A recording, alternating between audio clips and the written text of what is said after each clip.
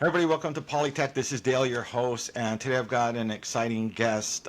I've been waiting a while to get on my show, and I'm just going to give her a little bit of introduction myself, and I'll be able to have her talk about her experience and why she's in this and all of the reasons why we're all getting into this at this point. Jayne Converse, I first saw you on TikTok and I was really impressed watching your videos. And anybody who knows me, especially my audience and knows me in my profession, knows that I only bring people onto my show that are first factual in their information and then have the best interest of the audience. With that said, you've got a lot of experience, and every time I sit down and watch your videos, I learn so much more. I think I know something, and then I listen to your videos. And, oh, no wonder she's a teacher, and I'm not. So, Jay, welcome onto the show.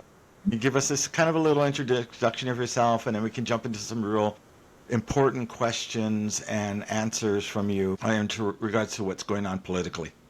Okay, well, thanks for having me here, No Dale. worries. I am a history teacher and government teacher and have been for over 20 years. I've taught the gamut, essentially. And what has become very clear to me over the past, I guess, 10 years, but it's come into specific relief in the last year is that so few people actually know U.S. history, like real U.S. history, what actually happened, and they have absolutely no idea how the government is supposed to operate. So if you don't know how it operates, then how do you know when it's not operating correctly?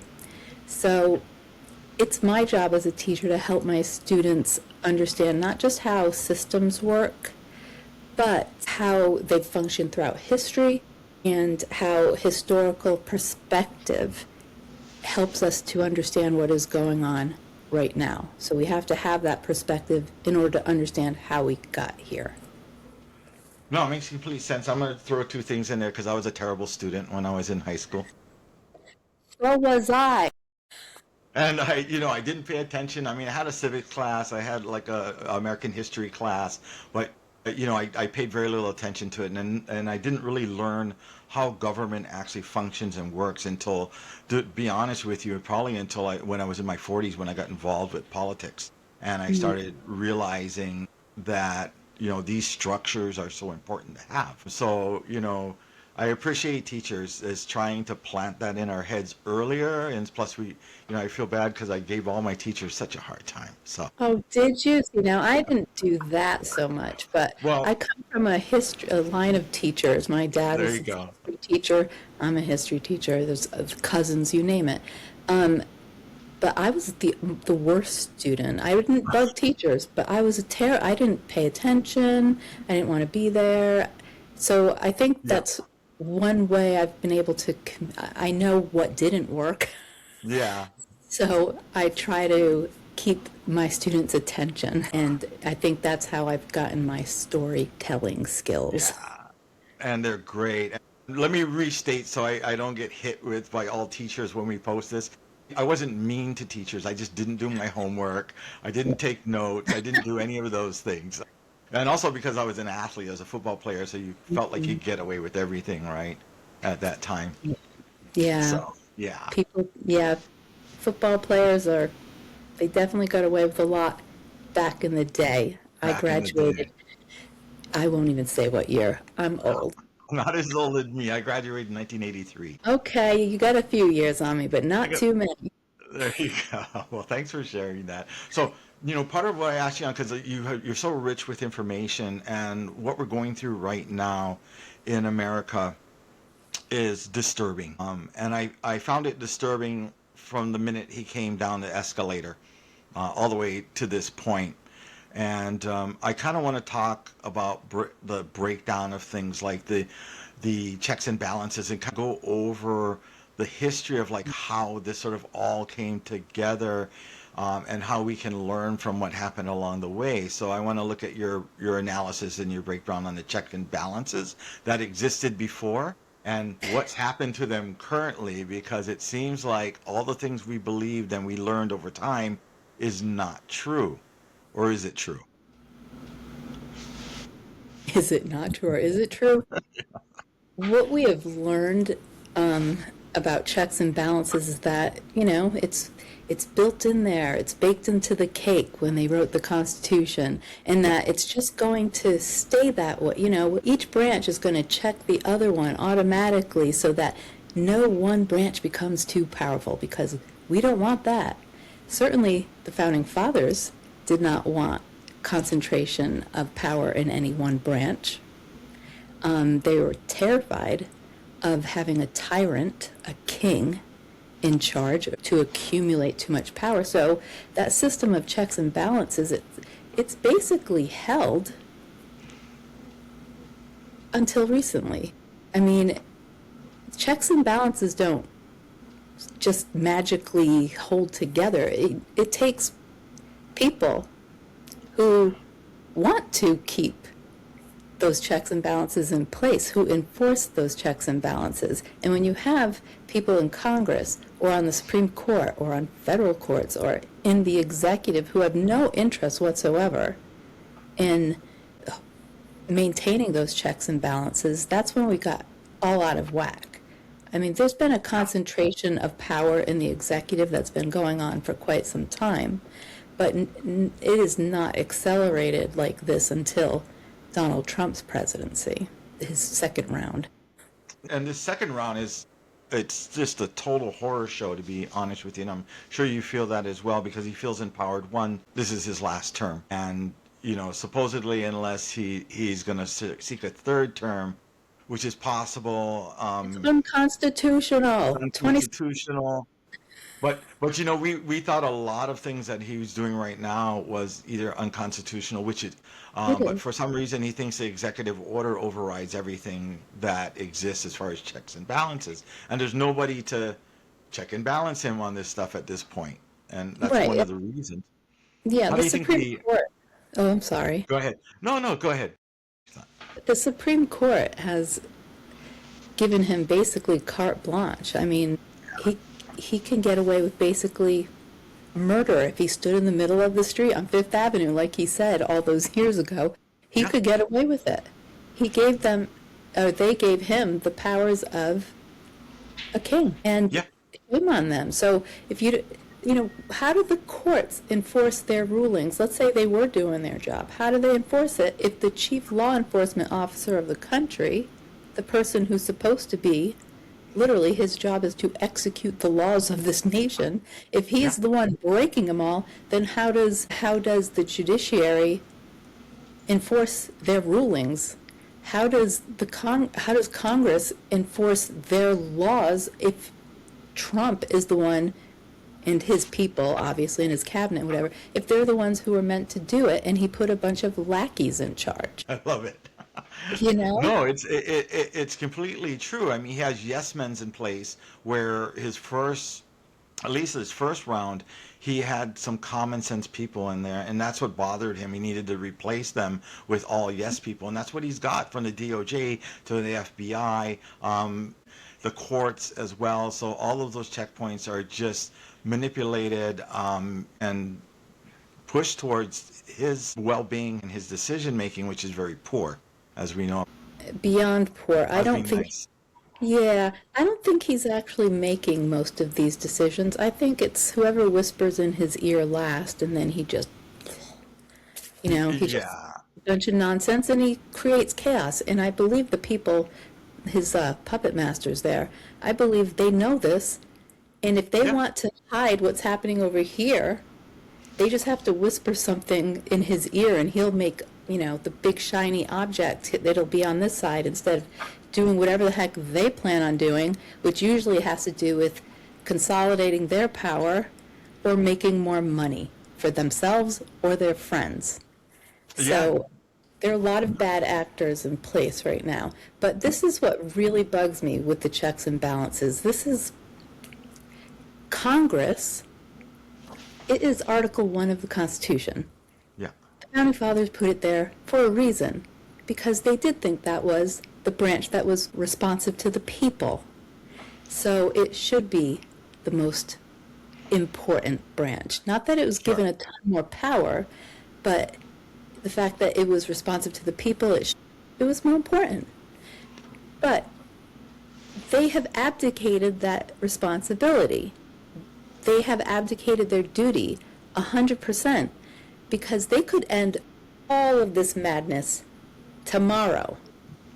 Tomorrow. I've been saying this for almost a year, around a year. All this madness could end tomorrow if Congress just acknowledged their power, if they just stepped into it and they impeached him, because there is more than enough grounds to impeach this Oh, man. definitely. Yeah. Then it would go to the Senate and they would convict him and they'd remove him, and then we could do that with the whole line of them, all the bad actors in his administration. It could all end, but they are choosing to enable him. Yeah. And what do you think that is? I'm just interested in your opinion. I've got my opinion of why that's happening, just being involved in this arena for so long, but I'd love to hear what you have to say about it. I believe there are a few reasons. One, I think the most important one is fear. They're Yeah. afraid of retaliation because, let's face it, Trump's base, if we look at like ICE, the MAGA base, they're kind of thuggish. Yeah. I hate to like call people names or anything, but if you look at it, if you look at what ICE has been doing, and those who are part of his base, if they're okay with people being shot and killed in the streets for no reason, for Yeah. rounding up little kids and separating families and doing it brutally. It's not like, okay, I have a warrant and I'm going to bring you over here, we're going to put you in nice safe space while we figure this all out. No, this is like throwdown, smack heads. They don't care. Yeah. And anybody who's okay with it, in my opinion, will have some serious moral lapses, and that to me is thug mentality. Oh, it definitely is. It's thug mentality, and it's also a cult mentality. There's this Oh, yeah. so much belief in what Donald Trump is, but what he really isn't, because he's really a snake oil salesman. And he's one of the best that I've actually ever seen. And he's fooled a lot of people, and he's still fooling people. And there's others that are involved who voted for him and don't really support him, but they don't want to admit they're wrong. And so they go on supporting him because of those particular reasons, and they don't want to be wrong. I mean, oh man, my sister's gonna give me for this. My sister voted for him, and until this day, like, she still supports him. I mean, I love my sister, I get along with her, but she still supports him no matter what. And so, and I can say that's probably because she doesn't want to admit to me, because I'm her younger brother, that she was wrong, you know? That's a large part of it. These people have invested so much of their identity into Donald Trump, and that is cult mentality. That is. Yeah, that identity fusion, they are one. So if they admit he's wrong, then they're admitting they're wrong. And I feel like that's something that people in general, nobody likes to admit they're wrong. When you Nobody can, does. nobody likes to, but we're wrong Yeah. sometimes. And that's one of the things that I really focused on with my own children and my students, is that we're all human and we all make mistakes. I don't get everything right. You don't get everything right. The Oh, biggest thing definitely. is that we can admit when we're wrong, and if an apology is necessary, then apologize. It's Yeah. not a weakness, it's a strength. To me, the most important message to get through to the MAGA cult, the Trump cult. No, People I that, agree with you. I mean, their main argument back to you, and I hear this so many times, is you have Trump derangement syndrome. yeah, And, of course, it's something that the Trump team kind of Trump came up made up. with. Yeah, Trump kind of made up, like everything else he makes up, and it catches on, and people bite into it, mostly his base, and it gets pushed around on social media and all of these different things. I think of this whole episode that we're having since his first 45 is like a bad episode of Michael Savage show on steroids. I'm not sure if you ever heard of No, Michael I don't. Savage. Who's Michael Savage? Oh, Michael Savage was one of the big names in conservative radio for decades. And Okay. his main thing was to push anger and hate and lies out to the base. He probably, if I were to think about like how this all built up over time, because I was actually, oh man, I'm going to be ashamed of this, but I was a Republican for a long time. My There's dad no was, shame in that.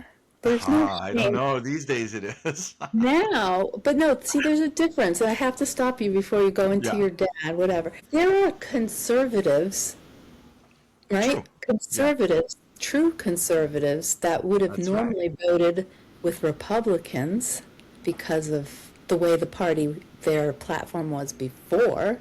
You know, That's I right. don't have a problem with a conservative. We can disagree about a lot of stuff, but we still can respect one Yeah. another. MAGA's a different story.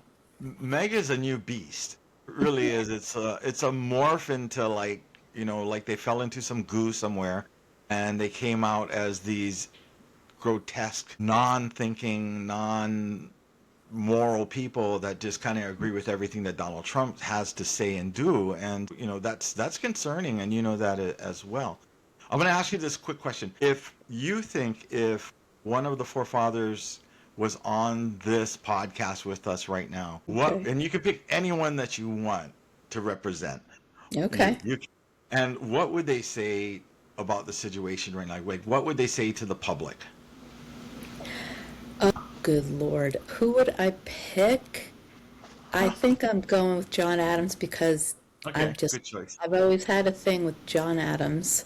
Yeah. He's just so handsome. What would he say that basically they have taken people in government today have taken the government that they crafted very carefully. Now, granted, there are lots of flaws. It was for elite white men. It never Sure. addressed women and slavery, all this other stuff. So there's lots of flaws in it. But the construct of the checks and balances and the three branches of government, he'd say that basically we have torn it up and taken a dump on it. He would have said Yeah. it in very formal legalese, but that's Very the elegant words. yes. Very. He loved to talk, and he'd also be talking about it for the next 5 hours. That's how he was. But that's what he would say, how dare you? How dare you take what we spent all this time trying to create, and you just took a shit on it? Sorry I swore, but No, no. that's okay. I'll censor that out. No, I won't. Everything stays in here. But anyway, no, that was an honest, view of what better than me. I wouldn't know as a historian. I'm very poor, besides watching like the History Channel type of a thing. So I appreciate you putting that in there. I want to talk a little bit about America First, right? And things like historical fascism. Everybody's kind of got their idea, but what do you think? What do scholars say about that? What do teachers say about it? Like, what do you talk about and think about when you talk about this in a class or when you talk about this online? The roots of America First, Yes. I say that it has very deep tentacles in our history. America First didn't start with Donald Trump. No, I didn't. It started, the first known accounts I can think of were with Woodrow Wilson prior to World War I, where he was basically a proponent of America First, meaning let's keep us out of this conflict. Okay? And then during the war, it became about, it was still America First, but now it's like, you better put our place, now that we're at war, you better not speak out against our government. So he was taking away people's rights during World War I. Sure. And that was in the name of America First. And then we had that period between wars in the 20s and the 30s, and we had the growth of the German-American Bund in our country during that time period, Okay. where it was a openly fascist, pro-Hitler movement that Oh, had tens of thousands, if not more, I can't remember the okay. exact number, but thousands of members in the United States. And in 1909, thousands of them gathered at Madison Square Garden. Really? Okay. Yeah, the German American Bund, and the garden was completely filled with images of the swastika and George Washington. And yeah, Wow. yeah, It was absolutely crazy. So that was all about nativism and isolationism. Sure. Okay. They Sounds weren't pretty like, darn familiar right doesn't now. it? It Yeah. sounds very, very familiar. I mean, during that period, it's when they passed the Immigration Act in 1924 that said, Hmm. oh, we're putting quotas in place. We only want so many Italians and so many Jews and so many this and that and the other thing. You know, Yeah.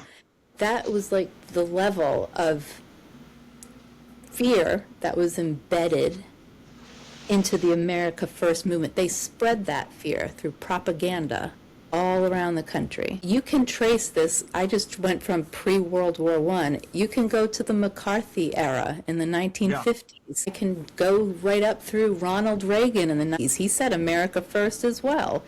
And so when people Yeah. think that Donald Trump was the first person to come along with this America First ideology, that we want to keep people out of this country, people, the other, he's The, not even close to the first.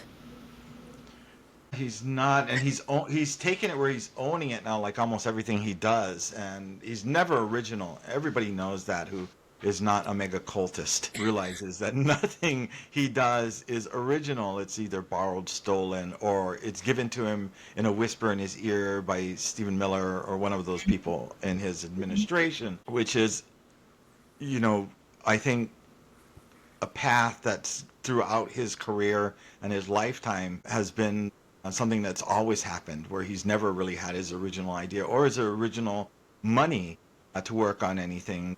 When we look at all of his failures, I was just having this conversation with somebody about all his personal debt that he went through, not only his business debt that he went Hmm. through, and that was hidden. So interesting stuff. How do you see, because that's a lot of historical stuff that you talked about, when did that start creeping in? I mean, did it start really with Trump, or did it start prior? We can think about when the American vote was switching after Nixon got impeached, and they were kind of looking for, and you can correct me They because I'm not a never historian. impeached him. He never was impeached.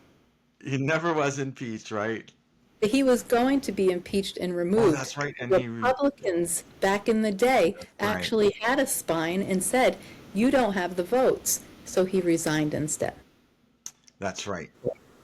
That's right. Thank you for the correction on that No one. problem. See, that's why I should have gone to class. But with all of these things, and they're looking afterwards, like, where are we going to get these votes for? And they looked at the Christian vote afterwards. And in my eyes, in my mind, that's kind of where everything started, because then you start pulling into Christian values, which is not a bad thing, right, on its own. But when you start combining things like Christian values with politics, things start to change very, Christian very differently. nationalism, yeah. Especially, yeah, I was just going to jump on to that. Mhm. So, what's your view like with that movement moving into like what we're doing, what's happening today? The way I see it is they're painting anybody who is not like them. It's not about religion. These people No. don't care about religion. They care about power.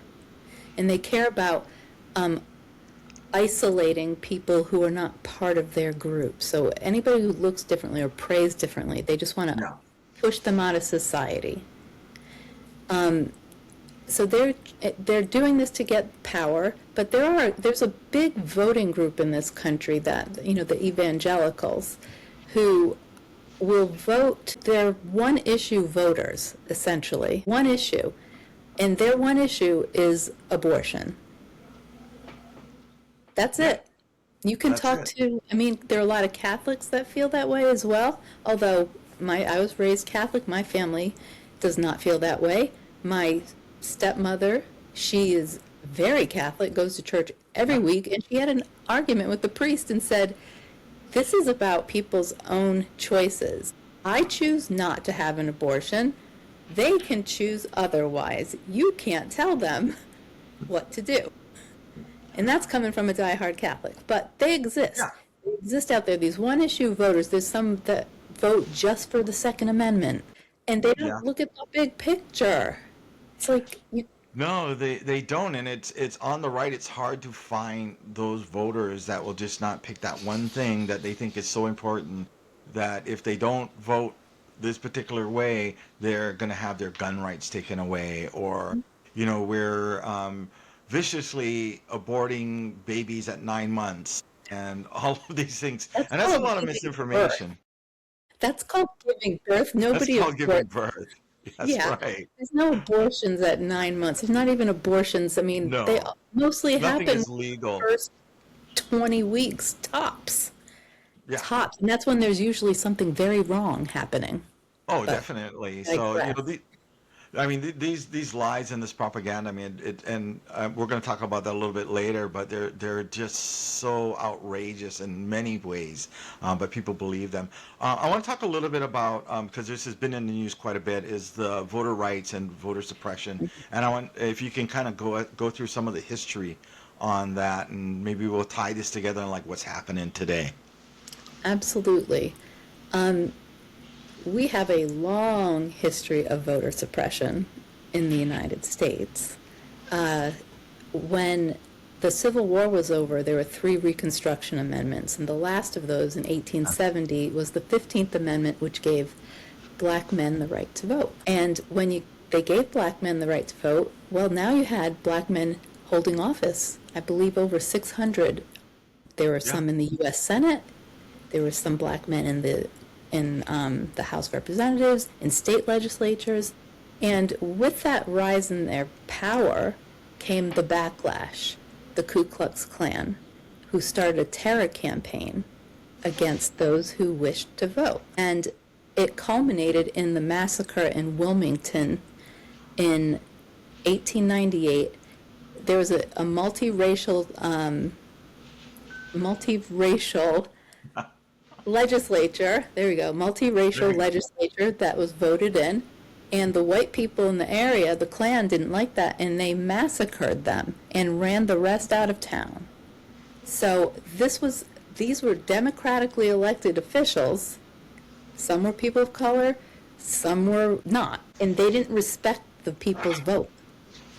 They didn't respect it. So fast forward a little bit, this Yeah. Jim Crow era comes along, and they're putting in all kinds of obstacles, which is what's happening right now.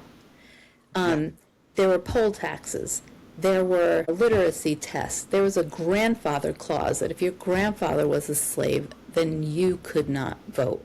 There were Yeah. all kinds of things in place to prevent poor people and black people from voting. And we know about the civil rights movement and how they had to really fight for the right to vote. Women, it took till 1920 to get the right to vote, but black people in America, it took till the Voting Rights Act of 1965. I mean, that's 100 years after the end of the Civil War for them to Yeah. get protections, federal protections, in order for them to vote again. Now we see today, if I fast forward, I mean, there's certainly Yeah. other things. Shelby County versus Holder took away those federal protections in 2013. But now, with the SAVE Act, we're seeing this hit a new level. I mean, poll taxes are unconstitutional. The Yeah. 24th Definitely. Amendment, yeah, it was passed in 1964. And it eliminated poll taxes. Well, this SAVE Act is reinstituting the poll tax, which is unconstitutional. So you need to have access to your documents. So if most people, I don't know where my birth certificate is right now. I have a little birth abstract, but I don't have my birth certificate. So Yeah. I have to go through the state to get it. That costs money. You need a passport. I have a passport. It's only good Yeah. till 2030, but I mean, I have my married name. I don't have my maiden name. Those aren't the same names. So Yeah. that's $125 if you want to get a passport. There are fees associated with everything that you need in order to vote under this SAVE Act, which is Yeah. in the Senate right now. Yeah. So if listeners, if you don't know what we're talking about, we transitioned. Thank you for that transition because we're just going to jump into that. We're talking about the bill that's going through the Save American Voter Eligibility Act that was put through. It just passed through the House. Of course, we knew it was going to happen, and it puts all these stringent things in. People are going, well, why don't Democrats want IDs? Don't they want their the voting systems to be legitimate? I mean, we're for it, right? They're even passing around this fake data and information saying that 90% of Democrat voters want this put into place, which is just a complete lie because they're manipulating it. They're basing this off of a survey that was done that was asking, do you want to see voter session more secure? So it's kind of like a general question, and they've tied it into here. So they've manipulated that information and the data as well on that. So it's, very, very, very concerning. It is. And the idea that people think that our elections are not safe, you were describing to me some of the procedures that are Yeah. in place to ensure that elections are safe. Why don't you explain a little bit of that? Because people need to know that. So I've done a whole podcast on this, like almost Oh, 45 minutes, because we were so in. If people out there don't know who I am, I worked for the Florida Democratic Party as their chief technology officer, security officer, and then later on I worked for the DNC, and then I worked on a bunch of presidential campaigns and a lot of other ones. But one of the things that we did, because we knew once Donald Trump was running for office that we had to make sure that we cover all of our bases. And one of the things that we did was we audited voting machines without physically touching those voting machines, because in the end, we didn't want Donald Trump and his administration to come back and say, hey, what happened to these ballots between this place and who touched them and all these other things. And through our extensive auditing, we found that the voting machines and the processes in place, at least in the state of Florida, were what we would see above standard for that, although some may want to argue that as well. Even like, for example, the Conservative Heritage Foundation, they released and said during that 2020 election that it was a secure election as we go through. CISA also said it was one of the most secure elections out there that they've seen in almost a decade or so. That's kind of where I come from for it. So I have full confidence in the processes, the SEOs that handle that, and also the end data of everything, right? The results of everything. I'm very confident. What I'm not confident in, and I'm not going to go on too long because I want you to talk, is I think what affects the outcome of elections more than anything else is the misinformation, misdirection, and the disinformation that exists, the propaganda. That has the I most effect on anything. If we can combat that, and Trump is the propaganda king. There's no doubt in that. I've never seen anybody better than that, besides Germany and a few other places in the 1940s. So, I mean, George Creel was really good at it in World War One, but yeah. he was. Misinformation, disinformation, I always get those. Which is the right way to say it? No, Disinformation? so misinformation is generally passed around. Somebody will release it, and you're on social media, right? And they'll pick it up and go, that falls in line with what I believe. And without even checking it, they'll kind of push it around. So it doesn't cause a lot of harm. Disinformation is usually planted, it's designed, it's planted, and it's meant to cause some type of disruption. And we see this happening. I saw this happening 2020 election. It was so widespread, and we had to put a team together to combat this, and it was like a 24-hour job to be able to combat this. And then besides that, there's malinformation, which is something that actually causes severe harm, a death or whatever else that may go along with that. So, again, the Trump administration with his supporters, with his cabinet, they've really got this down to a fine art. It's hard to battle. Yeah, I mean, they surpassed Goebbels any day of the week. Yeah. They no longer need to fly over on a plane and drop pamphlets. No, no. Now they've Now got World Wide Web social media. that's it. Now Yeah. everybody just goes like this and blah blah, Yeah. and they I mean, check. this is the most powerful propaganda machine that you can. Sorry, there's my grandkids. It's hilarious. There's my resist sign. You can't see it now. Of course not. Yeah. Nice. I tell my students that I feel sorry for them in so many ways when it comes to getting truthful information, Yeah. because people respond to what they believe in, like you were saying. If it aligns with what we think, then we're going to push that information forward. we don't know what's real and what's not anymore Yeah. unless you research it. Or if you know history, if you know government Yeah. and you're like, that doesn't make any sense, so I'm going to go look it up. Back in the day, I always tell them this. I sat down with my dad for the 6 o'clock news. And Yeah. we trusted that our news that we were receiving was validated or verified by three different sources, that they weren't opinion. Was there time that it might have sounded a little bit like it was going there? Sure, Walter Cronkite went there during the Vietnam War, but we just figured these people are just delivering us the news, and it was all fact checked, and we didn't have to like worry about it. At least that was my belief at the time. I'm sure people will be like, well, it wasn't exactly like that, but that's how it felt for me. I didn't have an internet to go research stuff. I didn't have anything else. That's right. Right, there were no conflicting points of view being tossed at us at the time, at least not in my household. And so now, when we open up our phone, which is our number one news source, we have to try to figure out what's real and what's not. And one of the things I teach is the difference between fact and opinion. You know, if you can't tell the difference between fact and opinion, Yeah. then this is bad. It's worse than I even imagined. And so, but people don't. They don't. No, they don't. So like propaganda machines like Fox News, they're sticking to the same message. They're just going on Yeah. that same message, and it's a false narrative. It's just a And false narrative. They're pushing their agenda. And when people start making comments about other people, these newscasters, they're talking about other people being like wrong and yeah. moronic and whatever. I'm like, that's your opinion. Yeah. That has It's not nothing to do with fact. fact. That's And not that, fact. right, but these people that watch Fox News are like, it's all true. It's And all right and I, it's all true.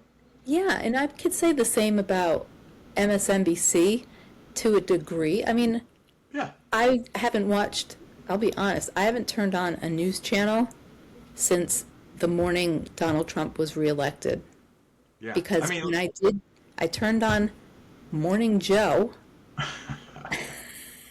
and they started to kiss Donald's butt after all of uh, the episodes prior that were basically saying all the things that he's going to do. It's going to be horrible, and then they're kissing his ass. And I went, I'm done. Click. And I've just been finding my own news. I mean, I hear something, I yeah. research it.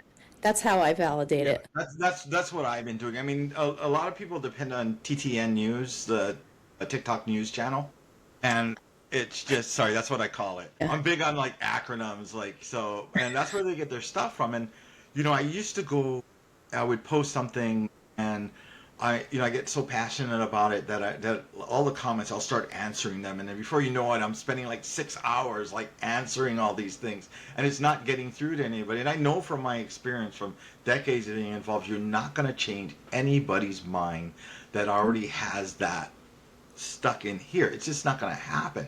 They call us. They'll say, well, you have Trump derangement syndrome. I've come up with something called TAS, Trump arrangement syndrome. And Hmm. this is where believers in Trump take everything that, even if he did it wrong, and they rearrange it where he's right, and that it's a positive thing. And so I'll have to send you this little thing that I made on that. It's like a whole Yeah, diagram. please. Yeah, I'll Yeah. send it to you. So it's pretty neat. But to me, it's a real syndrome. I'm not a psychologist, but after I did that, I should have been one, I think. But Well, there's something to that. There is something to that. They there is. they'll rearrange the whole realty, Yeah, I'm hoping just that like for the- CNN will get a hold of me and go, "Wow, that was brilliant," but it's not going to happen. Sorry if I interrupted you. No, that's okay. That's okay. CNN not your favorite? Is that what you're saying?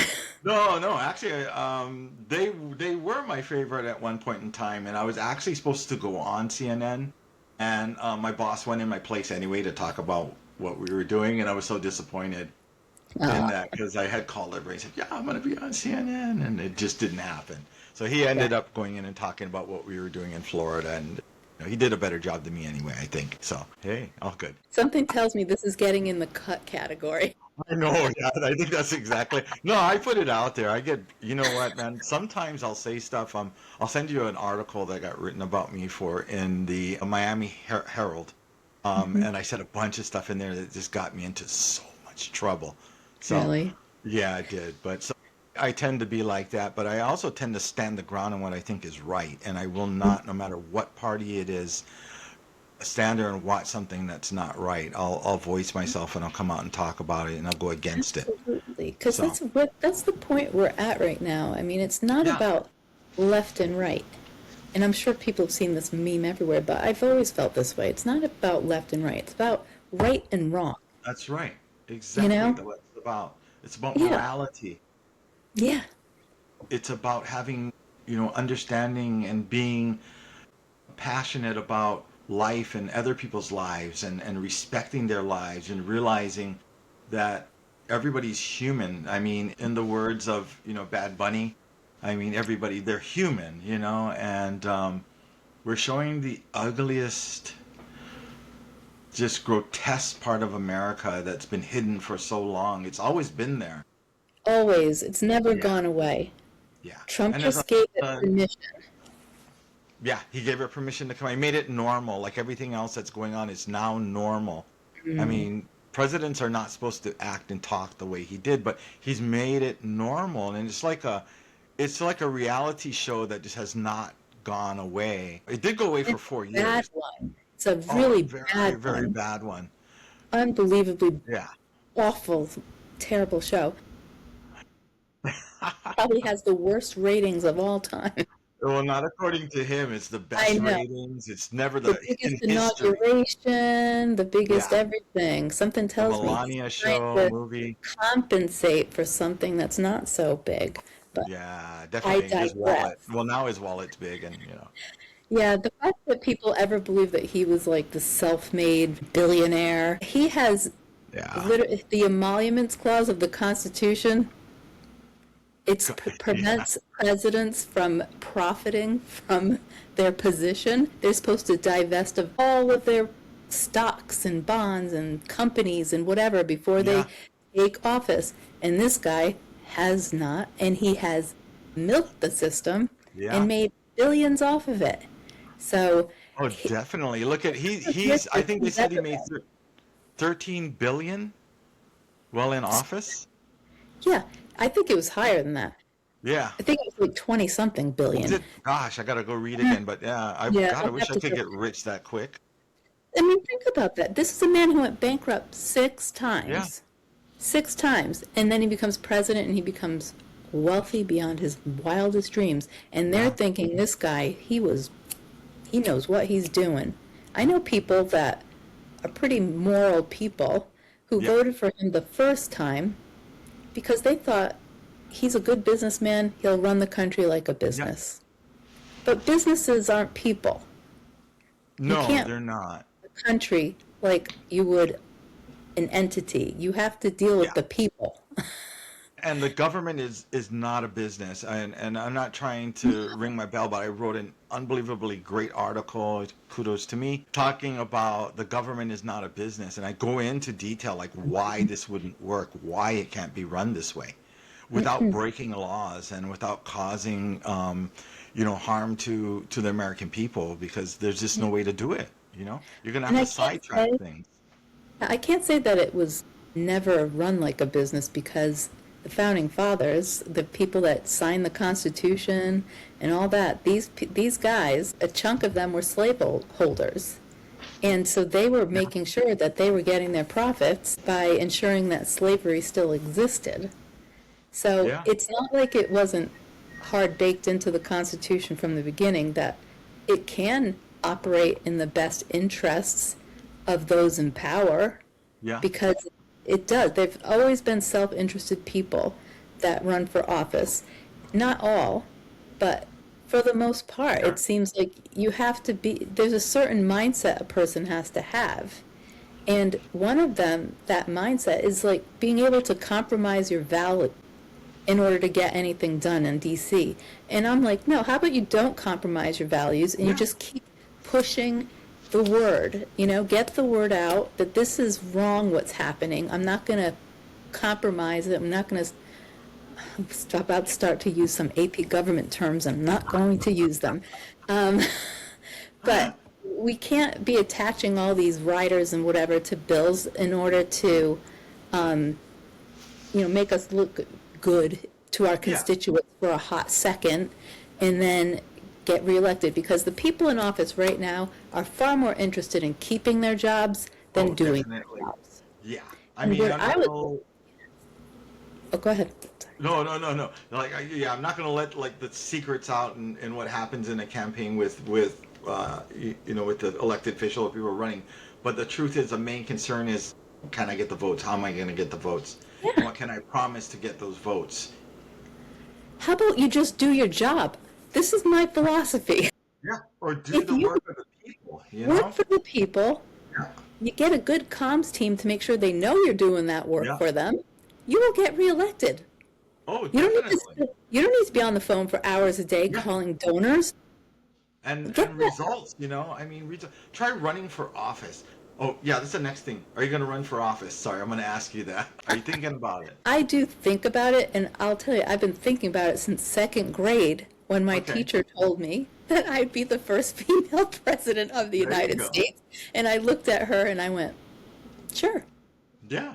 Like, yeah, that's plausible. No, I mean, I kind of forgot about that dream, I Yeah. guess you could call it, for many years, many, many, many years, from the time Sure. I became a single mother in my 20s and through my divorce, when I ended up married and divorced, whatever. I was like, oh no, that's like, people don't vote for people who have children out of wedlock. People don't vote for people who are, although Ronald Reagan was divorced, so what was I Yeah. thinking? And so I just said, nah, I have too much of a history. Nah, now anything goes. Well, I think you need to jump in a race. Yeah, but I live in a place that's blue as blue can be. Yeah, but blue as blue can be doesn't mean things are still right. They Oh, don't. I know. And there's one of my senators that I would love. He's been there forever. I would love to get his seat. I really would. But I mean, Yeah. really, oh, I'm going to jump in to a Senate race. People don't know. They know me as a teacher. I might be on social media, but I don't have like millions of followers. I did get a pretty decent sized following in a Yeah. relatively short amount of time, Well, look at Mandani. but he's been in local politics. That has a very small margin, counting on what you did and how you did it. Whether or not there's people who sit in neighborhood boards, there's people who sit in positions and they never get elected because they've got this history of like they're not working for the best of the people.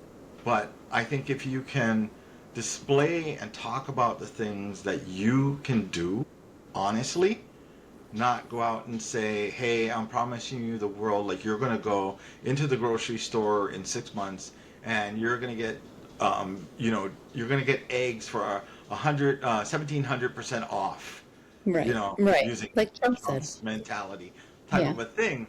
People want to hear the truth. They want to know the truth. They want to know what you can do when you go in.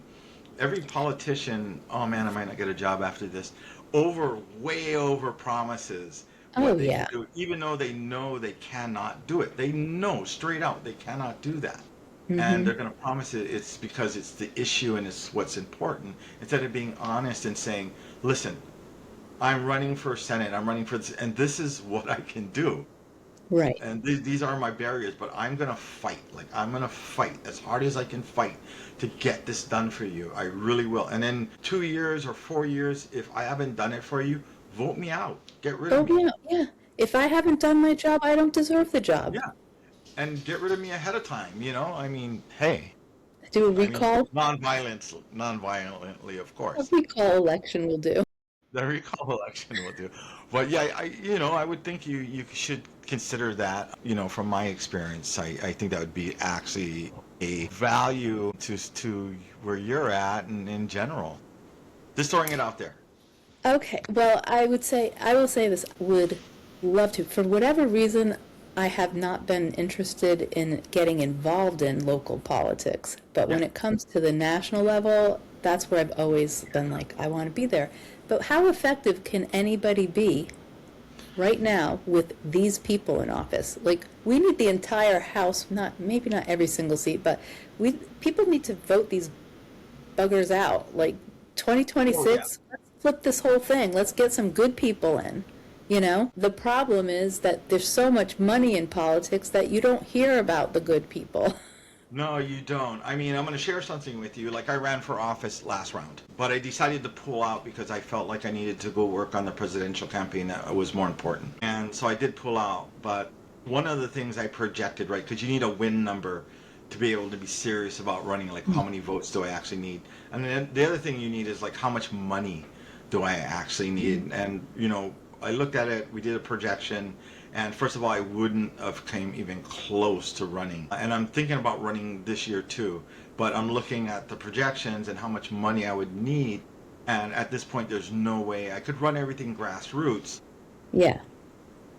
It's not worth the effort because then the outcome's not going to be what I want, and I'm not going to be able to get my That's across. what kills me. It kills me because it we can't be taking PAC money.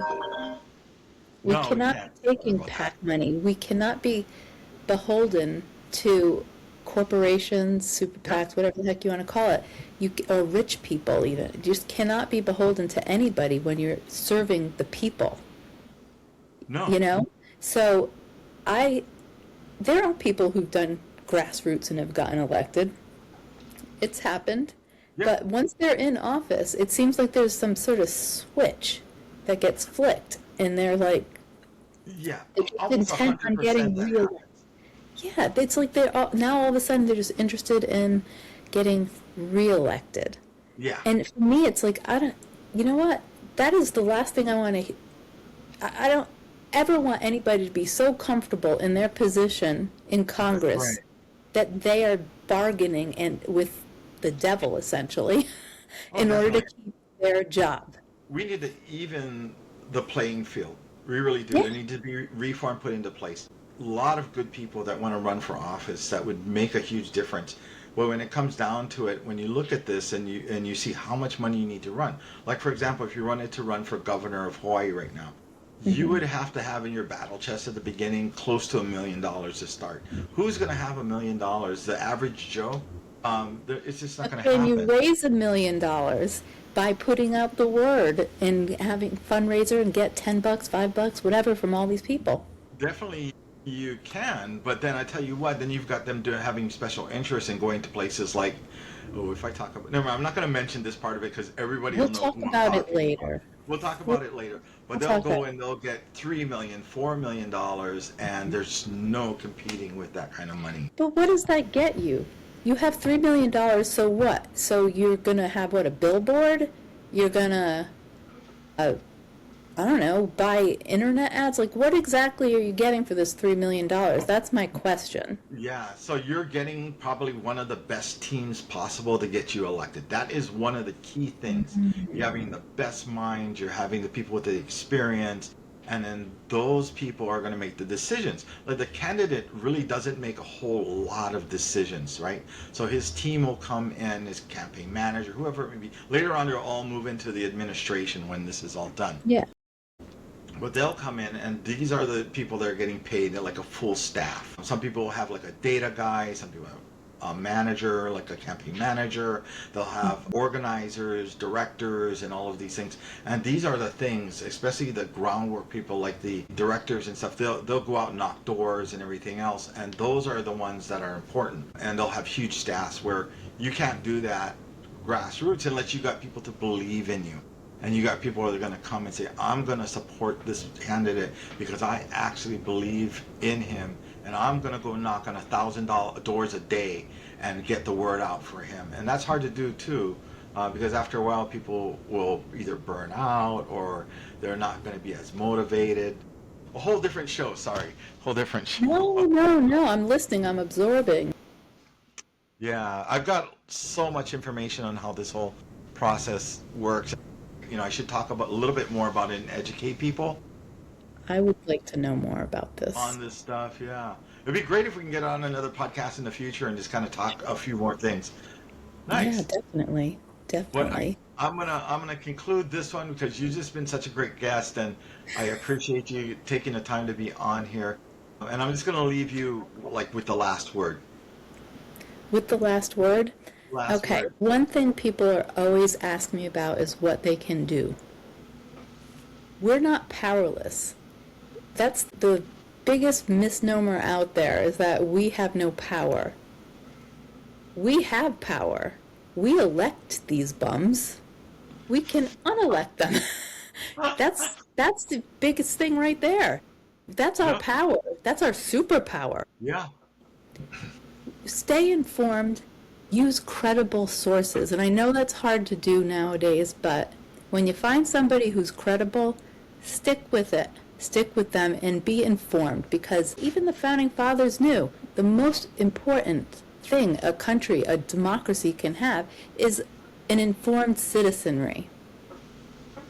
Okay? So Very true. educate yourself, stay informed, vote in every election. Doesn't matter if it's for the postmaster of the town, whatever it is. Understand how government works. I know I'm putting a big list, but this is stuff, these are No, go basics. for it. This is what I These are wanted. basics.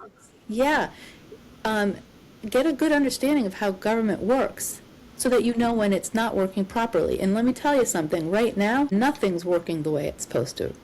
There are some lower courts that are holding the line, but once it reaches the Supreme Court, because there will be appeals, then not so good. Yeah. So my final message is basically democracy only survives because ordinary people refuse to stop participating in it. We refuse, and I refuse.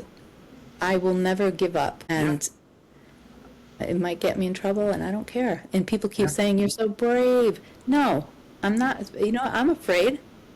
But bravery is just moving through fear. So move through your fear, get out there, do something. Whatever you can do, do. I found what I could do to help, and that was to help educate people. Definitely. So find what you're good at and go do it. That's my message. Yeah, thank you so much. And then also let everybody know where they can find you, follow you. Goodness, yes. I am on Instagram and Facebook and TikTok and Substack. Jayne Converse 3 on most of those things. Okay. Or you can drop the 3 sometime. You'll find me. Just put Jayne Converse. I No pop up. worries. And I will also put it when I post this. I'll put it in the section in the bio section of mine, and everybody can kind of follow along with this. So I do That'd be appreciate your good. time. Thank you for coming on, and I hope you Thank you, warm up. Dan. No worries. Yeah, I've Aloha. got lots of blankets. Bye Take bye. care. Bye.